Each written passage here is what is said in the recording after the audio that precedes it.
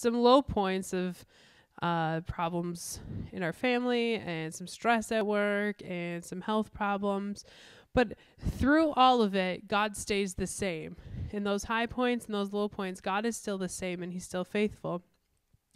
And I think sometimes that it's good for us to kind of look back and see what our life has been up to this point. I think that it can teach us a lot. But also sometimes I think we can get caught up in that. I think that the enemy wants to use the things that have happened in our past, whether it be from the decisions that we've made or things that have happened to us, and he wants to take that and he kind of wants to lock us in to those moments of our life so that we can't see beyond that. And as much as that can happen, and I don't always like to look or think about the things that have happened in the past. I also know I am who I am today because of those things. So we can stay locked into that, and we can stay locked into the hurt or the anger or the whatever feeling that makes us feel, or we can look at that and we can see how good God was despite all of those things. And I was listening to a song, and the song is called Dear Younger Me, and the artist is kind of thinking through, if I had the chance to talk to my younger self, what are the things that I would want to say to myself? And so that got me thinking about, if I had the chance to talk to my younger self, what would I want to say? What kind of decisions would I tell me to make or not to make? And so I wrote a few things out that I would say, if I could, to my younger self. And it says, Dear younger me, this is not how I imagined my life to be. I was hoping for less pain and more success. I wanted ease and less inconvenience. I thought that life would be much different. I wanted days, months, and years of sunshine and laughter. I don't want to look back on the decisions that you made. Dear younger me, it's your actions that have made me. When you choose to keep the bitterness inside and let it eat you up alive. We lost so many days to the dark cloud that wouldn't leave. We pushed so many people away and couldn't understand what love really meant. Dear younger me, I could go on and on about the things that didn't quite go as I wanted. I could write paragraphs of things that happened that I wish I hadn't done. But then when I think of it, what good would that do when I can't change what happened or the way I reacted? Dear younger me, I've heard it said, though I love this crazy life, I wish it was a smoother ride. So where do we go from here? Maybe what we need is a new perspective. Maybe things were different than the way I have been seeing them. Dear younger me, though these things were not what I wanted, you have taught me lessons I may have never learned. I learned how forgiveness breaks the chains that bind your heart. I know what freedom feels like as I let the light dissipate the dark. I now know how letting love lead changes my destination. I have seen the old become new and know that there is beauty in ashes and purpose in trials. The thing is that we are never meant to carry these things beyond the cross. Dear me, every day you choose to let love be your guide, you're the one who decides who is in control of the direction of your life. You make the choice if you let the past depict the future. You decide if past hurt, regret, or bitterness steals your joy and victory today. So though I would want to change a lot of those things have also made me who I am. And so when I'm thinking about what would I tell my younger self, if I could just take just 5 minutes to talk, and if I could, it would be that Jesus' blood covers. It covers everything. And sometimes we lose sight of that when it comes to those things. And we get caught up, like I said, in the moment of what it is. And I think that the past can sometimes be painful, whether it's because of the decisions that we've made or things that people have done to us or just some of the memories that can be painful, and we don't want to deal with it. We don't want to think about it, and we don't want to give it over to God because we just kind of want to ignore that it ever happened. And so we kind of walk around and we've got these shackles on our ankles that bind us to that, but we choose to ignore it. And so we try to move forward and we try to walk in our relationship with God, and we can only walk so far because that's all the slack that's left in the chain. And when we get to a certain point, we can't walk any farther, and we get mad because we ask God, why haven't you ever taken these things from me? Why can't you heal what was done so long ago? But we never actually want to go through the process of what it looks like to break those shackles off of our ankles so we can walk in freedom. So my question is, are you carrying things today that you shouldn't be? Are you picking things up that were meant to be left at the cross? In Philippians 3:13 through 14, it says, "Brothers and sisters, I do not consider myself yet have taken a hold of it, but one thing I do, forgetting what is behind and straining toward what is ahead, I press on towards the goal to win the prize for which God has called me heavenward in Christ Jesus." So when we're walking, we have a goal. We keep our eyes on Jesus, and we're walking towards heaven. That's where our sights are set. And sometimes we can only get so far because we won't take a second to deal with what the past is. And I'm just thinking about this because this is a new year. We get a new slate, a completely unwritten chapter of our life, but we're the ones that decide what's getting written in it. We're the ones that decide what's going to be influencing us this year.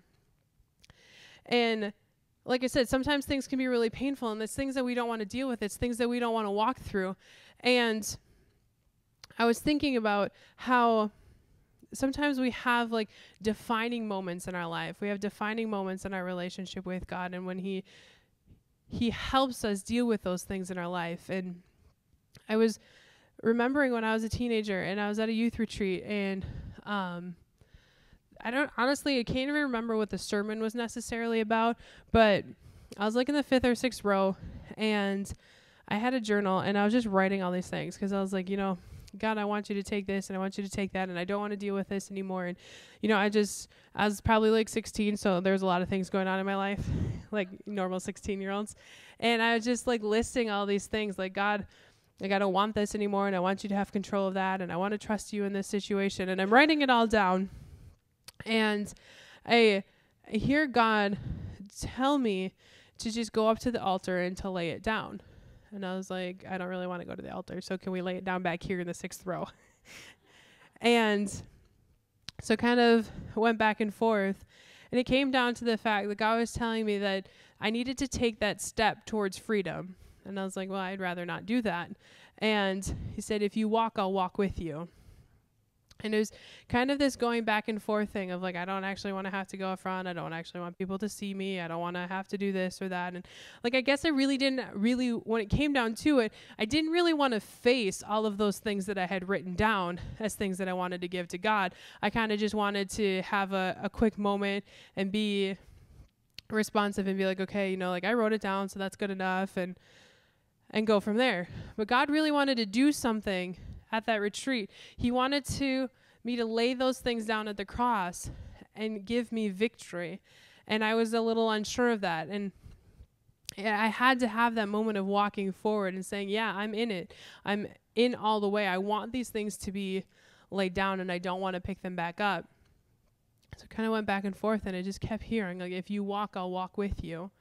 And so I, being the good spiritual Christian and good listener that I am, moved to the front row and sat in the front row of the chairs, because I'm like, it's close enough to the altar, right? Like, people saw me move. They know that I'm responding. Like, there's nothing distracting me here in the front row. And God said, if you walk, I'll walk with you, because it's either all the way or it's not at all. Either you're laying these things down or you're carrying them. There's no in between. And I knew that moment, like, I don't know if you've ever felt like this tug at your heart that you just know, like, this is a defining moment. If I choose to do this, something's going to change. If I choose not to do this, I'm never going to say I didn't have the opportunity. And so I knew that this was going to be a defining moment. I knew that if I took that extra step to go up to the altar, that God was going to free me from some of these things. And as much as that sounds like something I absolutely wanted, it was also something I didn't want. Because what I was used to was who this person was, carrying all of these extra burdens, carrying all of these extra things that I wasn't meant to carry beyond the cross. Who this person was that was walking in victory, I didn't know that person. I didn't know how to be that person. I didn't know how to live life without all of these things weighing on me, without feeling like everything has just happened to me and I didn't deserve any of this. And I didn't know how to be a person who walked in victory. I didn't know how to be a person who walked in the presence of God. And I didn't know how to accept the fact that Jesus died so I could be free from these things. Even though that's exactly what I was saying that I wanted. And I'm going to be honest with you guys, it took me like 45 minutes to move from the 6th row to the altar. And it was a defining moment in my life. It was the start of me learning what it meant to trust God and give him the things that have happened to me in the past. So I come home from this retreat, and guess what? Everything is the same except my heart. My school's the same, my family's the same, my friends are the same, my house is the same, my routine is the same. Everything is the same except that God did something in my heart that weekend, that I could walk in victory no matter what the circumstances are around me. And now I have this overwhelming knowing that if I walk, God will walk with me. And that was like over 10 years ago, and I still know that whatever God calls me to do, if I walk, he'll walk with me. And in situations that are scary or hard or emotional or whatever, I know if I walk, God will walk with me. And so I know that I wouldn't be able to do what I'm doing right now if I wouldn't have allowed God to heal those parts of me, if I wouldn't have allowed God to take those things that I just kept dragging along with me, if I wouldn't have laid those down, there's no way I'd be able to do what God has called me to do right now. And that's not to say that those things don't try to attach themselves to me again. But if I'll walk, God will walk with me. And when you walk with God, you can walk in victory and you can walk in freedom. I was thinking about the story of David, and I think most of us are pretty familiar with David and how he was in a position of great power and took advantage of it and pretty much made all the wrong decisions. His life could be stamped with lust and murder and deceit and all of these things. And we know that part of the story, but the part of the story that I really love is that David's legacy is to be a man after God's own heart. And so when you look at that, you can think, yeah, I did this and I did that, or this happened or that happened. And just as David cried out to God in repentance, we can cry out to God and we can be known as people after God's own heart. The things that our past is made up of don't have to define who we are or the influence that we have today. So we're starting our new slate, a brand new chapter. David, when God looked at David, I don't think that he looked at him and saw a liar or he didn't see a murderer. What he saw was his son, one of his children. You guys, we're the ones who put all those labels on ourselves. When God looks at us, he sees his child. He sees the person that he sent Jesus to die for so that we could be set free. It's us that has to work through all of the stuff in our own life. God doesn't have to take 6 years to forgive us. When we ask him, he's faithful to forgive. And that's it. He lays it down. He puts it to death. And so this morning, there's a line in a song that says, I'm not afraid of who I used to be because I see who you are making me.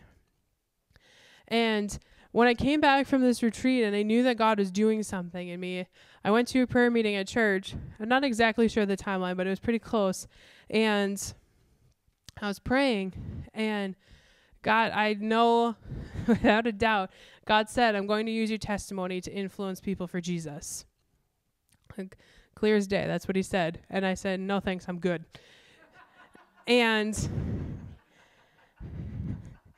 I wish that was like a punchline, but that was really what happened. And I just realized, like, it was kind of the point in my life where I wasn't really a big fan of talking to anybody that I didn't have to.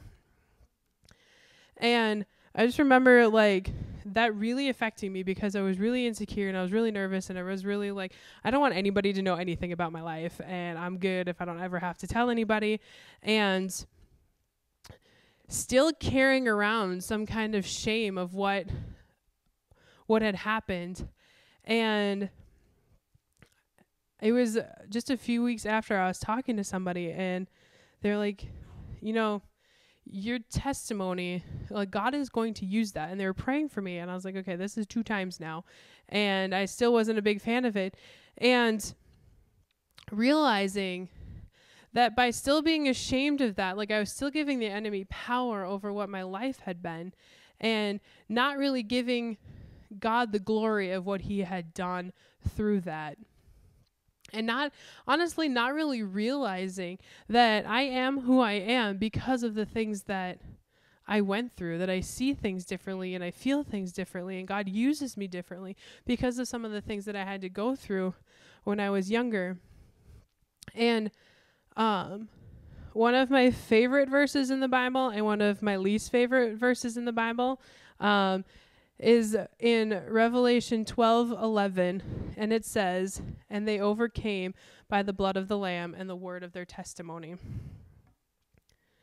And why I love that is because it shows us that through Jesus we have victory in the things that happen in our lives. And I don't like it because it says the word of their testimony, which makes me believe we're called to speak out our testimony. We're to tell people about who God is and what God has done for us and in us. And a couple weeks ago, I went out for coffee with one of my old coworkers. She doesn't work with me anymore. And I don't even know how the conversation segued into me telling her about my testimony. And the conversation that followed because of that would have never happened if I wouldn't have been obedient. And I'm not telling you that so you guys congratulate me on following God. What I'm saying is that there's victory when we're obedient to the things that God tells us to do. And that it says we will overcome by the blood of the Lamb and the word of their testimony. So the 2 parts this morning is that there's defining moments in our life when God wants to set us free from the things that hold us back. I feel like last week God was really doing a defining moment in some people's lives about letting go of some things. Maybe there's some things this morning that we need to let go of. There's some healing that God wants to do. There's some things that need to be left here at the cross because we aren't meant to carry them any farther than that. And the second thing is who do you need to tell your testimony to? Who do you need to speak out to? Because God's going to give you opportunities. And maybe you're here and you're like, I need to be set free before I can tell anybody what's going on. Like, I need God to do something. I've been there. I'm there sometimes more often than I want. But then also, you guys, don't be ashamed and don't be afraid to speak out what God has done and what God has transformed you into. Because there's people who need to learn from you. There's people who need you to pour into their life out of the experiences that you've had. I am not done learning. I am not done learning about who God is, what God can do, what God's will is. Absolutely not done learning. I need to learn from you guys. I need to learn from the things that God has done. We have youth and young adults and kids and peers that need to learn from who God is to you and what he's done. So don't be ashamed of what God's doing.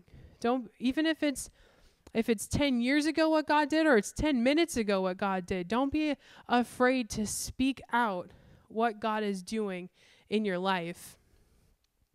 And what a catalyst that can be for this upcoming year. When we get together and we're excited to tell each other about what God is doing, the way that God has set us free. You see, we focus so much sometimes on the negative part of it, of I messed up, or I did that, and I can't believe this happened. But it's like, but God did this, and God healed that, and I know that God was in the middle of that. Our perspective is so different from God's perspective. And I think as a church as a whole, not necessarily just this church, but we want sometimes as Christians to just pretend like life doesn't happen. We want to pretend that like life is just this even keel, and there's no ups and there's no downs and there's no hard times and there's no good times. It's just life. And I can tell you, my life has not been that even keel. My life has been a roller coaster that will make everyone sick once you get on it. But God has been the same. And the things that I can say, because God has been faithful for the ups and the downs, and he set me free, I know somebody needs to hear that. Somebody needs to know that. But if we're too ashamed of looking at the negative instead of what God can do, we're going to miss it. And if we miss it, you guys, sometimes other people are going to miss it.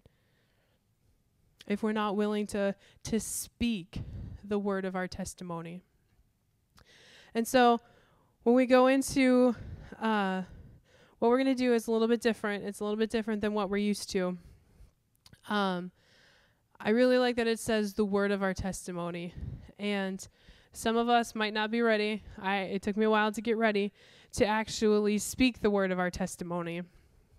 And before I could actually tell somebody my testimony, I probably wrote it out 15 different ways, different times, there's things saved on my computer of my testimony. I find it in old journals. I had to write it out. And what's good about writing it out is that you get to go back and you get to see God. I look at old journals and I'm like, I don't even know that person who wrote that. And it just shows me how faithful God is.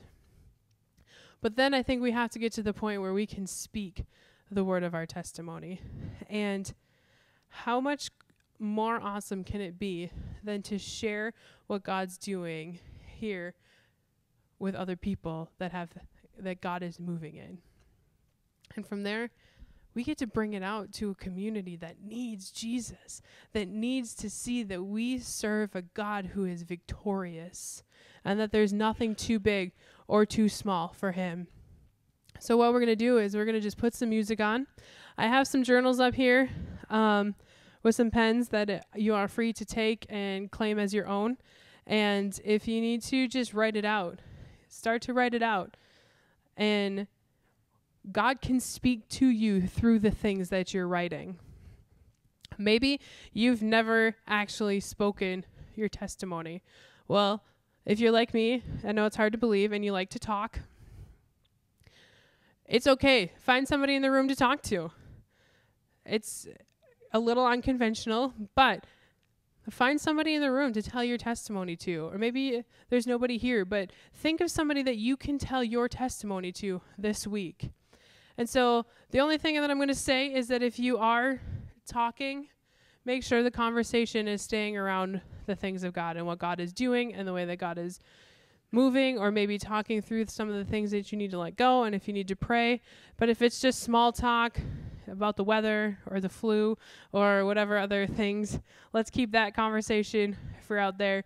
But if you want to talk to somebody about what God is doing, feel free to talk to somebody in the room this morning. And it's just gonna be a few minutes. The music will be on. So if you need to write. If you need to talk. If you need to pray, sing, whatever you need to do. We're just gonna give some time for God to move and to speak to us. And my prayer is going to be that we're just open for him to move in whatever way he chooses.